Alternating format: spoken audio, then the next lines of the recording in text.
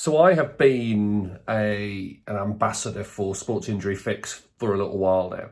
And I first got introduced to them at the National Running Show at the beginning of 2018. It's been a really cool time to be involved with them. And what I wanted to do is I wanted to get Malcolm Sloan, who started Sports Injury Fix, onto a call and have a conversation with him about the benefits of Sports Injury Fix and kind of the history and the stories behind it. And in this interview, we talk through a whole host of stuff, an absolute whole host of stuff. And if you are serious in your business about getting more clients, more patients, more leads, and actually being involved in a space which really supports you both as a clinical person and as a business owner, they're well worth checking out. But let's dive in and have a chat with Malcolm. Okay, so I am joined by Malcolm Sloan from Sports Injury Fix, and I'm not going to tell you a lot about Malcolm. He's going to tell you about him instead. I've known Malcolm now for, and Malcolm will correct me if I'm wrong, about 2 years since we first got together at the National Running Show in Birmingham, which will be probably the third year I'll be doing it next year in 2020, which is great. And listening to me and Malcolm talking, we've had a bit of a chat already about stuff, and Malcolm's excitement level is already rising, and so we've had to kind of start recording now before he goes too mad then falls asleep. But I love your story, which you're going to tell in a bit, about how Sports Injury Fix started. It's one of those classic stories which started from frustration and has turned into an amazing creation. And I love it. And I remember talking to you about that story ages ago, which you're going to hear in a bit. Hopefully we're going to hear in a bit. And being really enthralled by it and really drawn in by it. And it was a mission which kind of I wanted to be part of, which I am now, which is great. So go for it. Introduce yourself. Tell us all about you. Malcolm Sloan, founder of Sports Injury Fix. So yeah, Sports Injury Fix came about. It's a bit harder to see, and I'm sat down wearing a big hoodie, but scrawny bloke, made of glass, just kept breaking myself. I've lived all over. I've played football, run, triathlete, a few other failed attempts at various sports. Constantly broke myself, and I've seen podiatrists, physios, chiros, osteos, sports therapists, sports rehabbers, pretty much the works. Spent way too much money. Sometimes because it was frustration of not finding the right person. And other times it was just different area. I've got to find somebody again who's this. This person might be recommended. This person's not. This person's got an internet presence. This person hasn't, etc., etc. And anyway, the output of it was just frustration and equally confusion. I'm a bit of a simple guy, and I took the view of, I'm a runner and I've hurt my knee. Why can't I search for treatment by who specializes in runners and who really understands knee injuries? And I know that might sound a bit strange to some therapists, but to the simple public, that was very much the view. Instead, you get met with, you should see a physio, you should see a podiatrist, you should see a sports therapist. It's like, well, what does that even mean? And when you see people, they spend most of the time trying to justify the differences between them rather than actually whether they understood running. And what I found was the consistent thing was it didn't matter on the profession.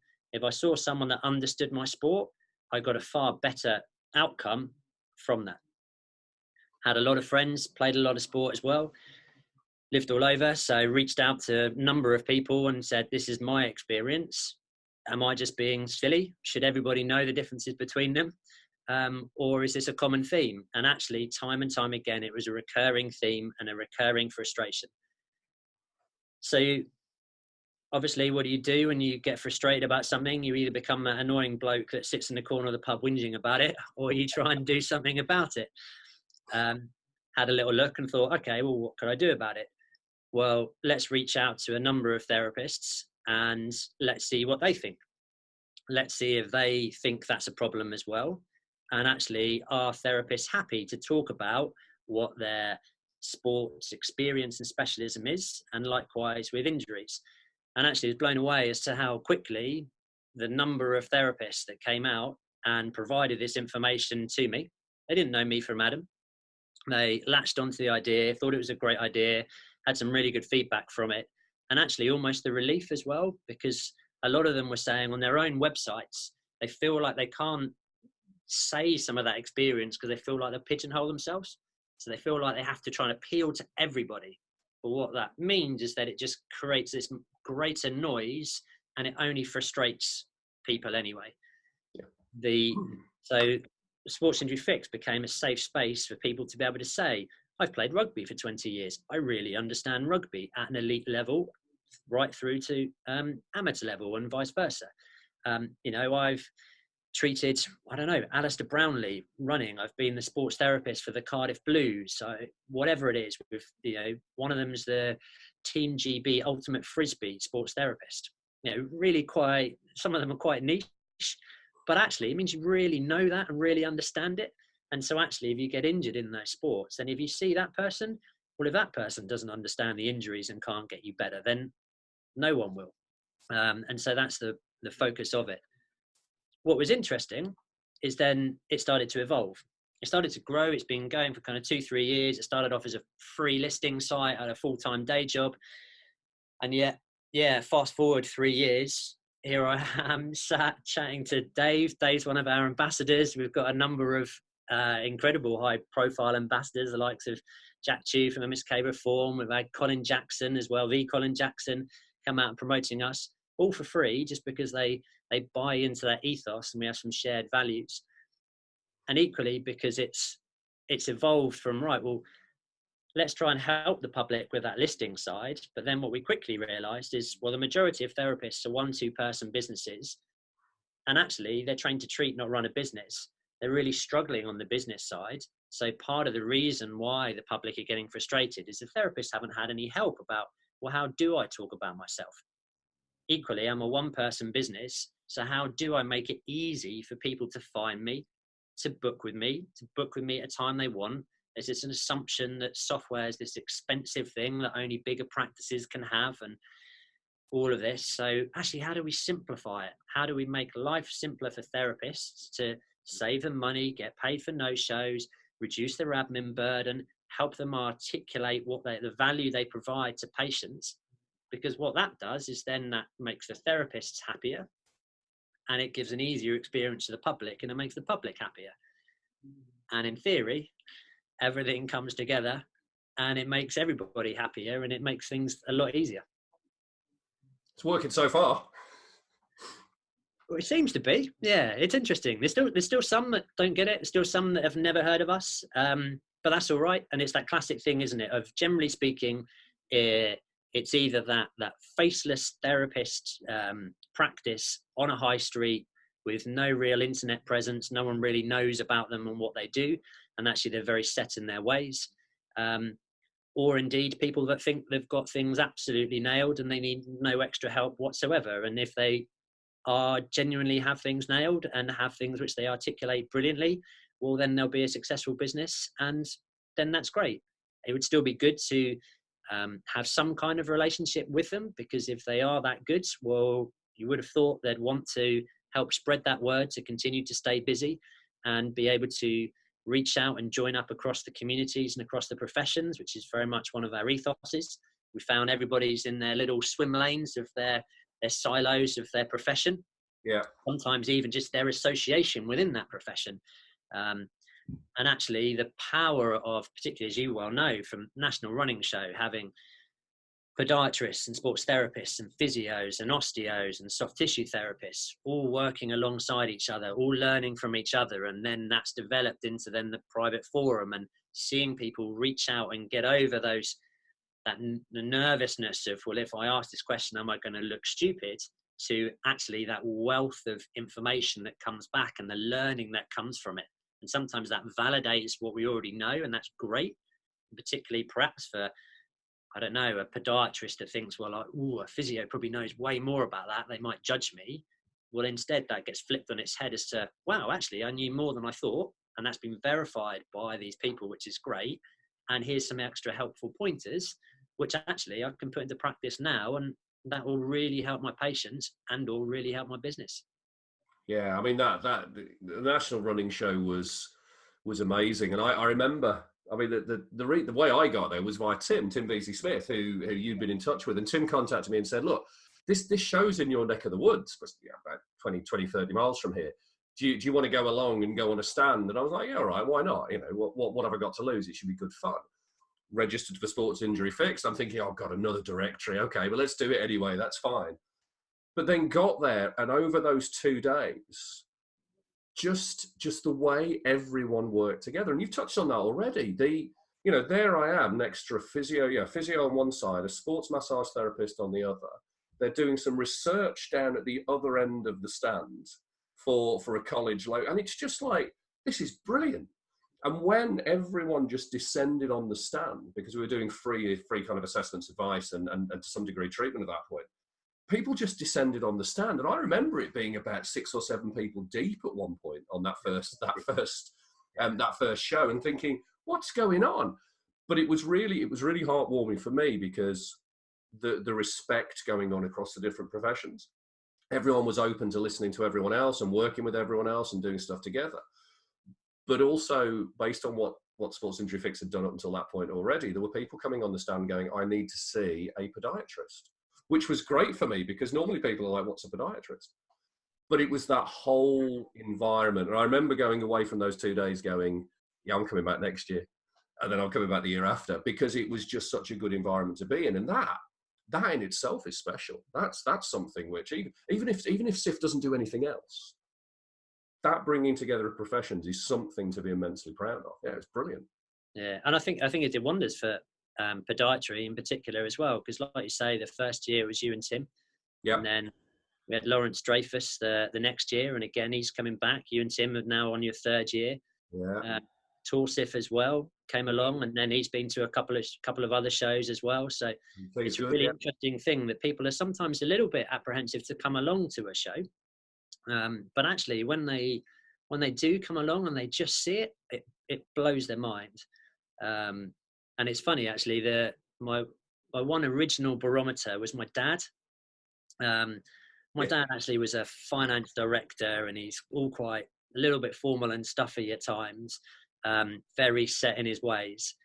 And when I tried to explain to him about, it's this internet-based business and it's all about helping people, and it might come to nothing. It might just be some free time that I give up, but it helps people, and that's all good. Or who knows, it might grow into something big. I don't understand this. No, it doesn't make sense.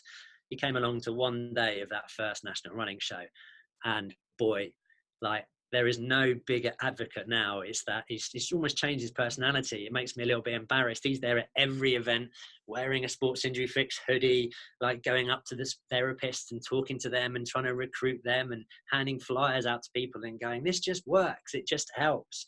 And as he's met and chatted to people like yourself and Tim and others, then yeah, it only further serves to underline it. And it was always for me, it's like, well, if it can have that impact on a slightly grumpy 70-year-old who's very, very skeptical, then actually this helps.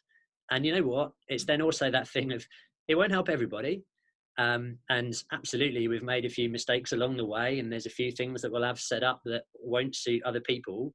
And what's also really interesting is we're quite honest and tell people that, and that tends to make them a bit surprised as well. And they're like, what, you're not going to ask me for lots of money? No, because actually it's not right for you. We're always keen to talk and always keen to learn, and we're always open to things. But actually, if we genuinely can't help you and it's genuinely not right for you, then we'll actually know. And, there's this option here, and that's probably going to help you better in your current situation. And I think it's that honesty as well that tends to throw people a little bit. They just assume, like you say, here's another listing site. Here's another, Zesty that was there before that are going to promise the world. And then be underwhelming and under-deliver. So we're a great believer in honesty. You're talking about your dad. Always makes me chuckle. My dad's mid-70s, and he was an insurance broker. He still is an insurance broker. So Financial Conduct Authority, all that kind of regulatory stuff. I remember when I did my master's degree, and you never undertake a master's degree because you want to earn more money. You undertake a master's degree because you want to understand more and grow and develop. And he said, the first thing he said to me was, how much more money are you going to earn from doing that? And I was like, no, you don't get it. You don't understand. But when you suddenly, I think now he's seen me doing the things that I'm doing. And actually, the master's degree is biomechanics and might not be linked to what I'm doing exactly now. It's still been part of that kind of stepping up process. I'll be saying with your dad, he'll have seen what you've done and the pain you've gone through to get where you are, and he'll go, "Yeah, now I get it. Now I understand it. It makes sense." And shows are weird anyway. Shows are. I love being around shows, and I have been around shows with my dad with his for probably 30 odd years. And there's something very, it's really got a nice atmosphere to it. And when you're in the middle of a show and you're busy, it's a great place to be. And SIF was brilliant. The stand at National Running Show has been great all the years we've done it. And I'm really looking forward to it next year. Yeah, well, it's been great to have you there. The interesting thing will be, how long we can keep going at it will always be the interesting thing, because obviously as the show grows, then you start getting the bigger stands there, the bigger budgets, and suddenly then we've already had it with the London National Running Show. Then the organizer of it was there going, we've got 8 rooms there. So what we're thinking is we'll have 8 clinics, we'll have a sports therapy room, we'll have a physio room, and we'll charge each one out at some crazy price, to be honest. And then we had to have a real conversation of going, well, look, our whole ethos and the whole reason National Running Show came about was they were trying to sell stuff as the we've got a fire alarm. Well, hey, look at that. Yeah, and it's not a test. Oh, you've got to run. Right. Sorry, Dave. We'll continue this later. Yeah, I'll give you a call. All right, mate. Love it. Bye.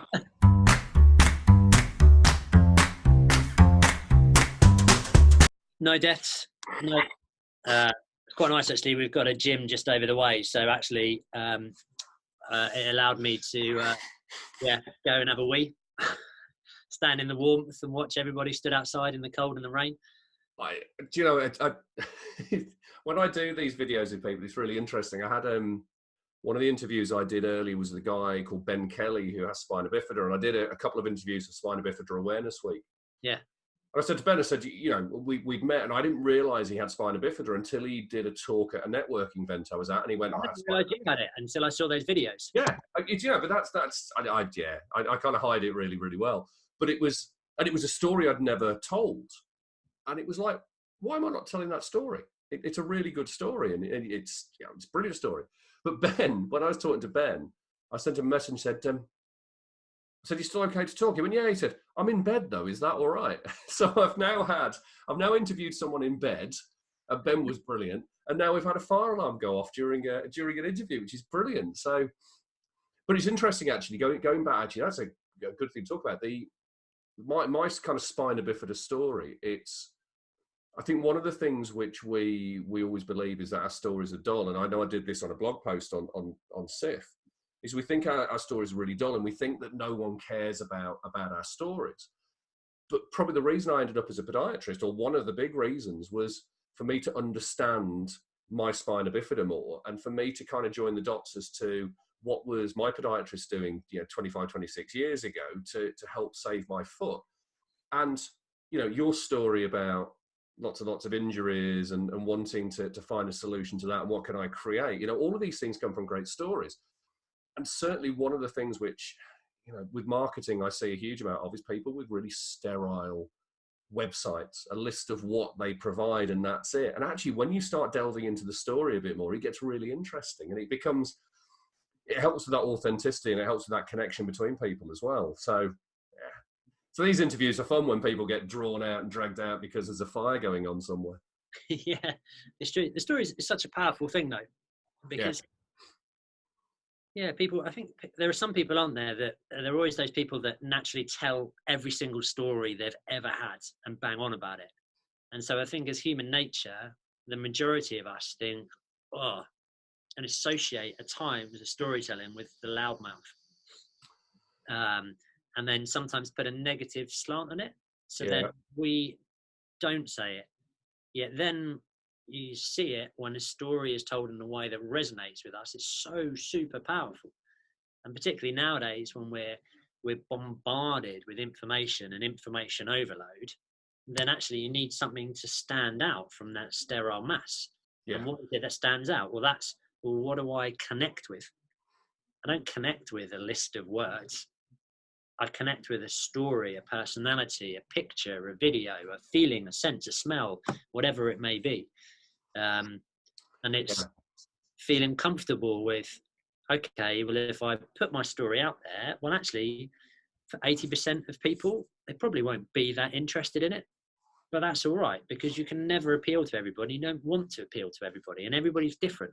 Yeah, exactly. But actually, if the 20% that it appeals to and resonates, well, that's a really powerful thing. And it's better to help a few people really well than it is help lots in a really shallow way that doesn't last for a long time. Yeah, and it goes back to what you talked about before, that, you know, if you, instead of looking for a professional with a particular, you know, registration or affiliation, you want somebody who's an expert in sorting out that problem. And a lot of therapists get hung up on the, oh, well, I've got to have, you know, my HCPC registration or my, you know, whatever affiliation or registration it is, and they think that they should lead with that first. And I wind people up on this. Like, commonly, one of the things I say is, I don't care that you're fully insured and fully qualified. I care that you can sort my problem out. And when you've got people who are, you know, registered on SIF, people who use the SIF platform to provide services to other people, the great thing about SIF is I know that you're only going to get therapists who have got those things in place already. We know that the trust, the honesty, the affiliation is there. We can just push that to one side and then help therapists to focus on why they're unique, why they can help people, how they can get people better and get them into that kind of marketing space. Excuse me, rather than the, I treat this, I do that, I'm fully insured and I'm regulated. It's a very, very different marketing process. And SIF does that really well. And I think that's one of the many reasons why I think it's such a good platform. But yeah, stories. Oh, don't get me started on stories. We could be here all day. Yeah, great. I'm a great believer though that the Simon Sinek, the start with why, or the power of why. That why, how, what. And when you think back to that time, don't you? And I guess different generations and different stories will really resonate. But I remember being a 20-something, living in London, young, free and single, at a time of when the iPod started coming out. And actually then, you know, and I traveled loads and backpacked loads. So actually I've been traveling around previously for a year with my little mini disc player and little mini discs and things like that. And it shows my age a little bit. And then suddenly there's the opportunity to have all this music on one tiny little device. Oh, amazing. But then actually Sony had a better MP3 player. Yeah. And Creative as well. Creative had the DAP jukebox. Guys, my age too. Well, they talked about it in terminology, didn't they? Of, oh, it's got this amount of RAM or gigahertz, this processing speed, it can, you know, whatever it is, this amount of storage, etc. Whereas Apple just went for the line of the, well, why do we do it? We do it to set you free, to be able to dance wherever you want in the world. You know, everything we do is about beauty and perfection. And so then people bought into that and went, wow, okay, why is this company doing it? Well, that really resonates with me. Well, how are you doing it? Well, you've encaptured all of this into this little thing to enable me to listen to music everywhere. Wow. Okay, what's the what? Okay, well, it's costs 500 quid and it's 16 megabytes and you can store 5,000 songs on. Yeah. But by that point, you're sold, aren't you? Yeah, that was it. What was their line? The first one, I think, was only a 5 gigabytes, 5 megabyte player or something, and it was 1,000 songs in your pocket. And it was like, what? What do you mean 1,000 songs in my pocket? And I actually remember I've been a Mac fan now I've had Macs for almost a decade, and when they had the first version of the iPod came out, I looked at it and went, that's amazing. But I think it was the second version that I got, which was still Mac only at that point. And I actually went out and bought a Mac just for the iPod, which is crazy when you think about it. But it's how it kind of generates that emotion, and you buy into it and you go with it. And do I regret it? Not at all. It was an amazing piece of kit. And even now, you know, we've still got iPods. We use them, obviously the iPhone and that kind of thing. But yeah, it creates emotion, and it is coming from that Simon Sinek, you know, why, what, how. Brilliant stuff. Yeah, it's how we are. And it's interesting because talking about all of that, it's the majority of therapists that we certainly chat to, they never get taught that on courses. No. But yeah, so much of what they do, they know all these skills anyway, because they do get taught about the patient interaction and empathy. So I've always found it fascinating that you have these therapists that claim they don't understand the marketing side, but actually they do know how to do empathy, how to, particularly now with some of the pain science that's coming out, they understand it's about the individual, it's about treating them as an individual, it's about talking to them, it's about understanding what makes them tick.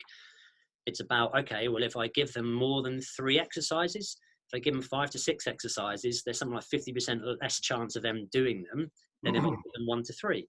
So actually, in what they're doing there, they're learning about, well, what resonates with the patient, what resonates with the client, what's going to make them do what I want them to do. And actually, you can just translate that to the marketing side. Yeah, absolutely. And, you know, the conversations I have with people on a regular basis around marketing are really interesting. And I think when you're in that bubble of a professional bubble, so, you know, me trained as a podiatrist, okay, nurse before, you know, training in a nursing way, you think like a nurse or you think like a podiatrist. And I think one of the things which really helped me in podiatry was that nursing background, because I'd seen things done differently elsewhere. So clinically, I could bring those in. Yeah. But now I've started looking outside at the marketing in other industries, you know, anything from, you know, beauty, which is fairly closely aligned in some ways, right the way through to a lot of online stuff. And suddenly you're going, how could that work in our industry? But there's a huge number of barriers to knock down. There's a huge thing around professionalism. Professionalism is a huge thing, and what people believe is a level of professionalism. And actually, I'd say that we're professional anyway. You know, all of that stuff's done. We've got our insurance, we've got our qualifications. That's the professional stuff done. Now it's flipping it into being you and being, you know, being authentic and being open and actually being able to communicate your uniqueness to the world. And that's where, for me, the marketing comes into it. But people are still very scared to do it. There's a lot of fear in it. But then it's flipping on its head, isn't it? Because they've got that perception that, well, marketing means me standing up and going, oh, I'm wonderful, everybody, I'm brilliant. No one listens to that twat. It's got to change my whole process now. Damn. Yeah. I really like, and it's something that I've heard you mention a few times as well, is that in order to be known, liked, and understood, you need to know, like, and understand. And actually, so it's, well, take the time to truly understand who it is you're trying to access. Most therapists say, oh, it's everybody. It's not everybody, is it? You'll still have a certain persona of person that will be the most regular clients, the easiest to treat, the most reliable, the less admin for you, you know, a nice consistent income in an ethical way. And actually, when you take the time to profile that and understand it and truly understand it, you then go, right, now I really understand them. I really know them. Right. Well, actually, how do I then start working out, okay, well, if that's the type of person, then that's the type of place where they go, they hang out, they are. This is the sort of time pressures they've got. This is the sort of interest they've got. This is the sort of information, or this is what provides value to them. Right. Okay. Well, actually, I can start just helping them with some value. And that might be simple blogs. You don't even have to write the blogs, because actually the first blogs you put out are the ones that you write. It looks like you're trying to do some of that self-promotion. But if you go and take some of your content, or Sports Injury Fix's content, or Mike James's content, or Tom Goom, or Jack Chew, or, you know, there's tons of brilliant stuff that's out there.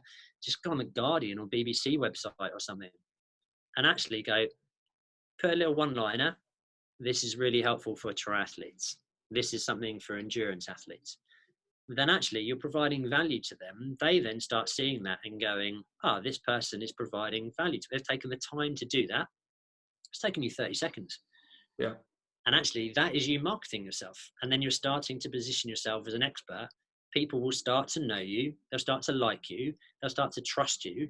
They'll start to then understand you and go, oh, Dave's a podiatrist and we know about this stuff. So when they're injured, then that's the time they can, you know, they know to come to you.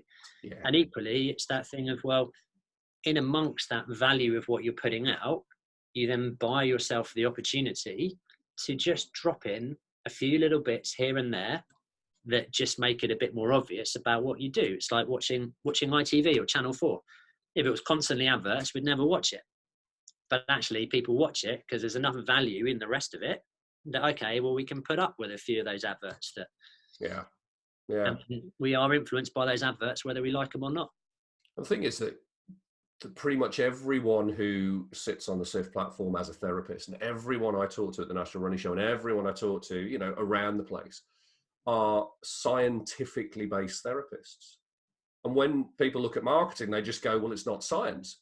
But actually it is. There's science behind all of these things. It's the way that, you know, it's the way we respond to emotion. It's the way that our brains work. It's the connections we make. It's the number of touch points you have before you get to a certain point. There's science behind that. It's just not the kind of science that we're looking at packaged up. It's not randomized controlled trials, but they've got some great experiments out there about how emotion leads to people doing certain things. You know, emotion leads to action and buy-in and all that kind of stuff. It's all out there. And if you can get therapists going, well, actually, there is some science in that, it's worth me pursuing, because although it's not an exact, I do this and this happens, but if I kind of do stuff around this ballpark, then good stuff will happen. It makes a massive difference. It's just translating it in a different way. But I find it fascinating. I find the whole marketing space in healthcare really frustrating, but really fascinating as well. Yeah, it is. And equally, it's about trying not to be samey as well, isn't it?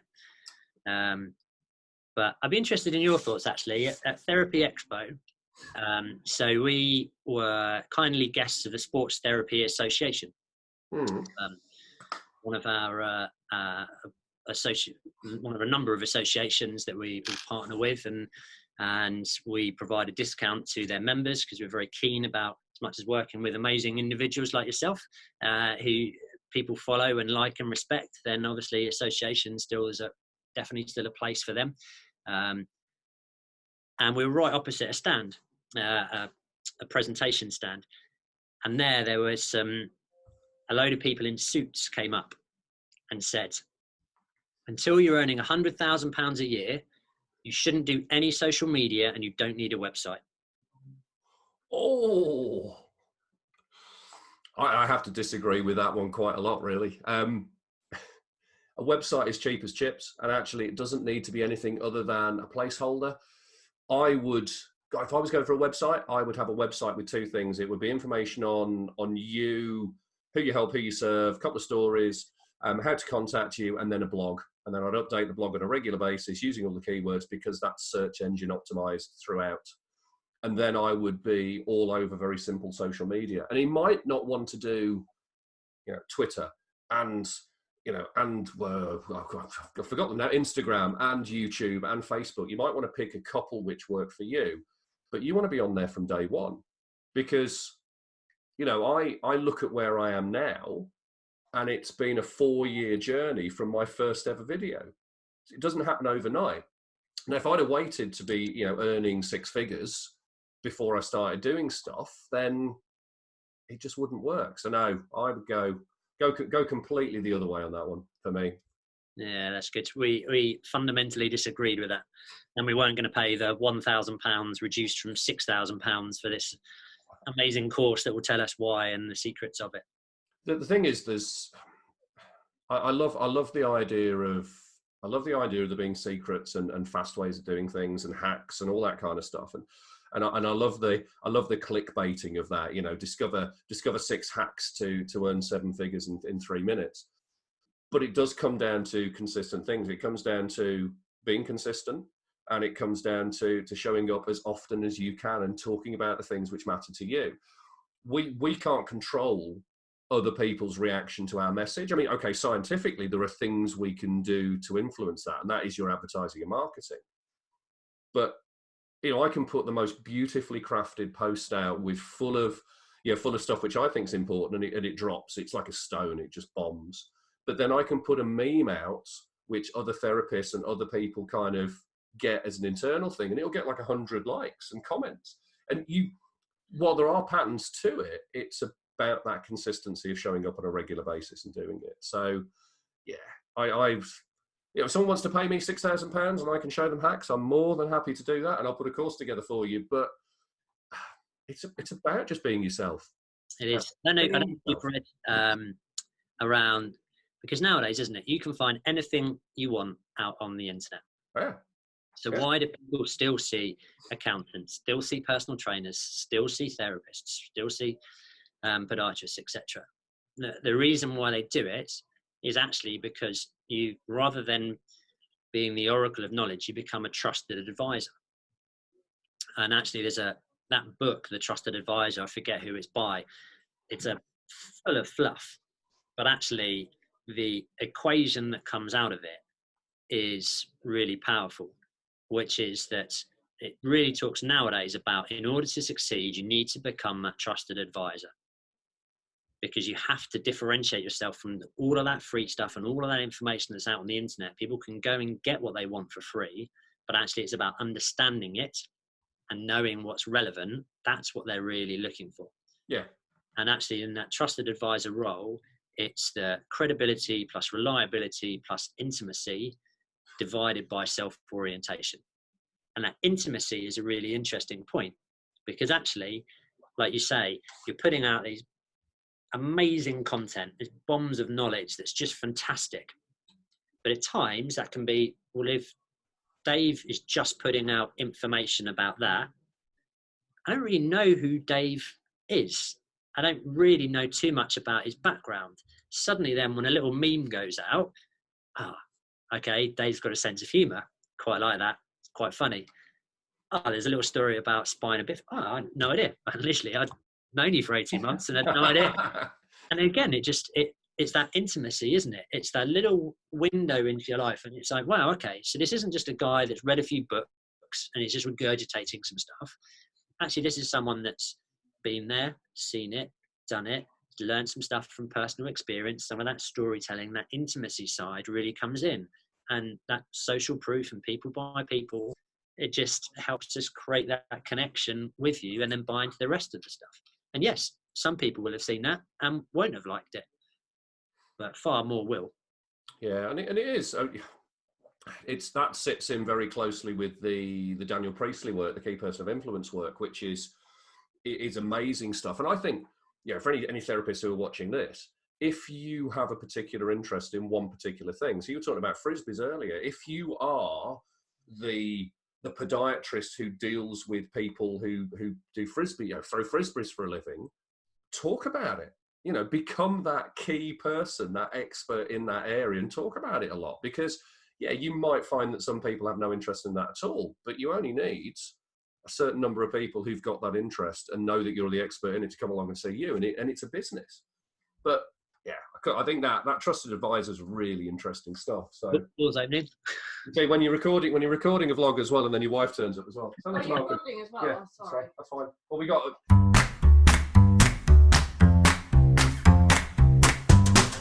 Cool. I'll see you in a bit.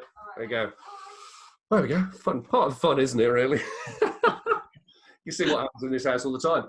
Yeah, the trusted advisor stuff's really interesting, and and there's so much in that which is really important. But what I think what was interesting what you said, and what I want to touch on, is the information is out there. You can find out everything you need to know about running a business, about marketing your business, about any kind of rehabilitation or therapy that you want.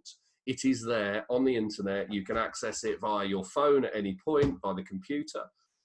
But what people want is, they do want that person who's been there and done it, and their interpretation of it. And probably, for me, one of the biggest things is people want not necessarily some accountability, but they want somebody who can just gently direct them towards action when they need it. Because, I've done a video earlier today about, we're in December now. I'm thinking about planning my 2020 stuff. What do I want to do? I will just go into coasting mode now and go, it's fine. I'll pick it up next year. But actually, I need somebody who's just standing behind me going, are you sure about that? Shouldn't you maybe be doing this, this, and this to build so you can hit 2020 running? So I think that while that information's out there, it's having somebody who can pass it through their filter and look at a way which it applies to that other person. That's kind of where the coaching and mentoring stuff comes in. And it's where the SIF stuff comes in as well. It's where, you know, you go onto the SIF blog, and I read through the SIF blogs, and it's like, this is amazing. There's some absolute gold in there about how to successfully run and manage your practice, not just from a business perspective, but how you work with the patients, how you work with other therapists, how you learn things and network. There's so much stuff in there. It's gold, absolute gold. But you've got all those people in there who are experts in what they do and are specialists in what they do and are happy to go out there and market and talk about it. That makes a big difference. It does. It's really kind for you to say, and obviously it's always music to our ears. Every single person that says that something that we've done has provided value to them, even somebody with a level of knowledge of yourself, then that's really lovely. And I guess it's really an approach that we've had to take. I'd love to say that we had it all pre-planned and it was all a master plan. It's evolved, but it's evolved through talking to people, and 50% of understanding what they want and 50% of understanding what people need, but they perhaps don't necessarily know that yet. So helping drag them there. Classic Henry Ford, faster horses quote that we all know. And actually, that's what's been amazing now is we really saw, and we had 2 association chairmen say to us, look, there is a gap in the market here and there is a real need, particularly for those 1, 2, 3, 4 person businesses that actually they either can't afford the software that's out there, or the software that's out there is a bit faceless. They don't really know how to use it, how to optimize it. They don't know how that fits in with their business. There's a lot of information out there that helps them on a clinical side, and that's great. But equally, some of that cross-cutting CPD is lacking as well. So actually what people really need is that community that cuts across the different professions and actually can take the time to help them. And that's the thing that it blows most people away when we say, right, well, rather than just go, right, here's a login, go and get yourself set up and right, thank you very much. We say, right, well, the first thing we want to do is actually to have a conversation with you and understand how your business operates. Because if we understand how your business operates, we can help you articulate it so we can try and help you be successful. It means that actually when we're setting you up with some software and some processes, that's software that works for you. And they're processes that make your life simpler. And we'll give a bit of friendly challenge to it to help people work through it and help people understand the business and what's successful. And equally, SIF's grown so much now. If we just listed everything that we do to help therapists, they'd be bored by 0.6, let alone 0.16. So actually it's about tailoring it. But that supportive environment of holding their hand through it and really helping them and providing some of that coaching on the business side, as well as the software side, as well as the lead generation side, as well as the CPD side, as well as some of the events that we've talked about, not to mention some of the partnerships that we've got. It blows their mind, but it's not rocket science. It's taking the time to do it. And some of it is simple. It's obviously my background. I'm not a therapist, but so my background is from a business side. And as a member of the public coming in and asking those silly questions in the therapy world, but then we've got the likes of Mike James, widely known as the endurance physio, 30, 40,000 followers on social media, former physical training instructor, sports rehabber, turned physio, speaker, endurance athletes on the channel, etc. So actually, when it's a clinical side, well, then we just make sure Mike has a conversation with them. And then we've got Tom Marshall, Wales' 1,500 meter runner. So when we get people that are really interested in running, well, brilliant. Well, let's get you chatting to Tom. Because then the bond is amazing. And yeah, it's quite interesting to the extent actually, which amazed us. And we were so chuffed, was at Therapy Expo. We had people walking around the expo in our Sports Injury Fix t-shirts for no reason. And people coming up and going, can I have a photo with you guys? And it's never a photo with me. It's always a photo with Mike or Tom. There's a little rivalry that's there. Who's into their running or who's the therapist? All of this. And it's just, it's really. Well, they have the camera to say, can you take a photo of us? Yeah, all right then. Okay, I'll take a photo for you. I basically am the cameraman for it, watching the two of them spar, which is interesting. To the extent actually down at we're at Matt Phillips at the Run Chat Live conference down in Brighton, which was brilliant, and that's happening again next year, and it's well worth keeping an eye out for that. And Run Chat Live, if you put that into Facebook, that's a really, really interesting podcast and video. That's well worth a watch.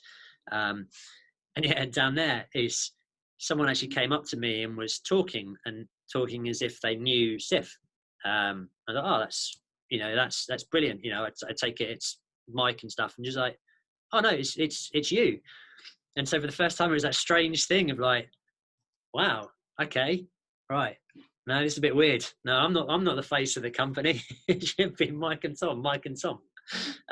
But again, what it highlights is just doing a few things like this, and people start to know you, and then they talk to you as if they know you, and it's broken down those barriers. And here was someone I've never met, they've never had any real involvement in SIF, but they've seen a few bits of our content, and actually it resonated with her. And as a result, she came up and had a conversation and ended up coming on board, and we've been helping her out, which is lovely. It's good stuff. It's and it's like usual stuff, isn't it? Small acorns turn into big oak trees, but this is only, even in the last 3 years, this is only a small part of your journey, which probably it leads me on to a good question. So, I mean, I'm really excited by what the running show is going to be like in 2020, and we're only 6 weeks away from that, if that. Given how it's evolved over the 2 previous years and everything else going on, I'm really excited to see, to see what goes on, feel the buzz around it, and be involved in that. What's SIF going to look like in a year's time? What's kind of, what things can you tell the world about which are on the cards? Because I'm sure there's quite a lot which you can't, but what can you kind of just sneak in there as a little carrot? Because I hold my hand up that had I still been in clinical practice now, then would I be a SIF member? Yeah, 100%. Absolutely 100%, and using every bit of it to my advantage, because being part of that network is key. And I'd say to anyone who watches this, just go and do it. But what's it going to look like in a year's time? So there's some exciting changes happening just literally in the next couple of weeks, that will really help transform things again, which has been listening to people, which is doing some things that no one else really can.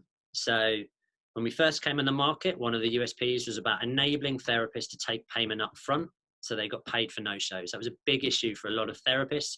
Yeah. Most of the other software that was out there didn't do that, and that frustrated people. So it's been changing the perception of it's okay to ask for payment up front, and let's automate it, and that's what people are used to doing. 86% of people want to book online, and 84% of them are happy to pay up front. So actually capture that. Then if they don't show up, you get paid for no-shows. The average therapist loses £2,600 a year through no-shows. So let's help that. But equally then, it's taking that one step further and enabling people to take deposits, because some people have found that's what their market prefers. We're testing that out. So that's a simple little change, but actually will be something that will be really powerful. Yeah. And equally then we dividing up some of the plans. So actually we've got it. So we've got a really, really low monthly amount for those people that already have software which they like, but just want to be part of a community and get all that learning and the occasional lead. Brilliant. Or part-timers wanting to start out. And part-timers, when they're busy doing their day job and they want to have something where they can take bookings. And then a couple of other plans are just add in some extra functionality, reduce some of the other perhaps payment processing rates for those that are really pushing through 60, 100, 200 bookings. Okay, well, if you're putting that much through, well, let's try and get those rates down as low as we possibly can to really help you as a business. And so there's 3 main profiles. So that change is going to happen, which is going to be very exciting and something that people are really going to like. Probably the biggest change that I think within a year's time that would have really happened, there are some really, really genuinely exciting plans afoot regarding CPD that I can't talk about too much, but suffice to say, it is all about linking up with relevant people and providing online CPD that people can do in their lunch hour that will be genuinely helpful to them, from names they trust and from their peers as well. And that is something that, is going to be genuinely very exciting. Equally, you're going to see a slight change in some of the branding. So we've always had sports injury fix. We've found that some people have been a little bit put off of that. Certainly some podiatrists actually, and some foot health practitioners, because they think, well, I only do some sports injuries, so they feel a little bit nervous about it. No problem at all. So actually you're going to start seeing more of the SIF health branding. So it would be Sports Injury Fix powered by SIF Health. And then SIF Health will start coming to the fore, which is about that, right? Well, we needed that niche area to land, to make sure we understood, to become successful. And then as we've learned, then it's starting just to branch out from there. So actually what you'll find is then everything we've got just becomes a bit slicker. Every process we can, we automate a little bit more. We just save therapists 5 minutes here, 5 minutes there, 7 minutes there, make things nice and easy, help them even more, tailor those marketing messages, make it as easy as possible on that customer journey for the patient. And actually what we'll see is just that will just be ticking up and up and up. And with doing that, it's there aren't that many more associations that we can befriend, to be honest. There aren't that many more really key influencers that we can befriend or that we'd want to work with, that we really resonate with their messages in terms of we share the same vision and values. But I think the public perception of us is just going to get bigger and bigger and bigger. And my aspirations, whether it's in a year's time, that might be ambitious, but probably a little bit early. But certainly from that sort of time, it really will become the go-to place for people to go to search for treatment, for help. You know, I like that. It's exciting. It's really exciting, and I think you've proved the concept works. With Sports Injury Fix, that the concept works. Having those trusted people who you can access and being able to look after them. Taking that further, I mean, what's the alternative for a directory of that sort? I mean, the big ones who are online, which aren't particularly good anymore. There's the association directories, and there is still a place for the association directories. And if people get value from them, we'll stay on them. And we've always been really clear, and this is what fundamentally changed our relationship with associations, is they felt we were coming in and trying to muscle in on that territory. But actually, when you explain to them, well, if someone wants to find a qualified IOCP member, for example, they're not going to come to our site. They're going to go on the IOCP and search that database. Brilliant. That's fine. But if people don't know what they want, and what they know is, well, I'm a footballer and I've hurt my foot, who in my local area can help me? Well, that's them when they come to Sports Injury Fix. Yeah. So there's a place for both. Now, the associations can only help their members so much, and they have a remit. And equally, there are other areas where they can't, but they know their members have problems. So that's them when they talk to us, and we learn from that. And likewise, we feed back knowledge and value to them and their members. So you become this lovely symbiotic thing of, we're all in the industry to help people. So let's not have these little silos. There's plenty of business there. There's plenty of money available. Let's work together to genuinely help people. And if we genuinely help people, then people will succeed and everybody will earn a living and everybody will be happy. It's a good way to work. I love it. I love it. So for those people who don't know where to find Sports Injury Fix, and I still can't believe that there are people in the world who don't, what is the easiest way to find you? sportsinjuryfix.com. Oh, it's quite and difficult. We've made it really, obviously really complicated. On Facebook, Sports Injury Fix. On Instagram, Sports Injury Fix. And on Twitter, @Sports Injury Fix. Very simple. If you're a person that doesn't like brands and prefer the individual touch, then Mike James, the endurance physio, on all systems. Yep. Or if running is your thing, then Tom Marshall 1500, Tom Marshall 1500. Yep. Cool. So I'm gonna wait now for people just to watch this. If they actually get to the end of this one through firearms and firearms and all the other stuff going on, and obviously my dad downstairs waiting for me to do stuff for him, then you'll get a massive influx. But for me, it's a no-brainer. I've said it before, and I'll say it again. It's an absolute no-brainer as an organisation to be part of. I love being part of it. I love the ethos. I love the story. I love the drive and direction. And I think anyone who's got a therapy-based business will benefit from that. So it's over to people to take action. Yeah, and if people are unsure, the one thing that we've always said is we're always really open and honest to conversations. So drop us an email, info@sportsinjuryfix, and let's tee up a conversation, or people can go online and can book in a call directly with us. We'll have a conversation because we're always keen just to help people out. And if we can't help people, we'll always be honest, and we'll find out ways of helping them in whatever way, shape, or form that is. Awesome. You're a superstar. Thank you very much for your time. Pleasure as always, Dave. Awesome.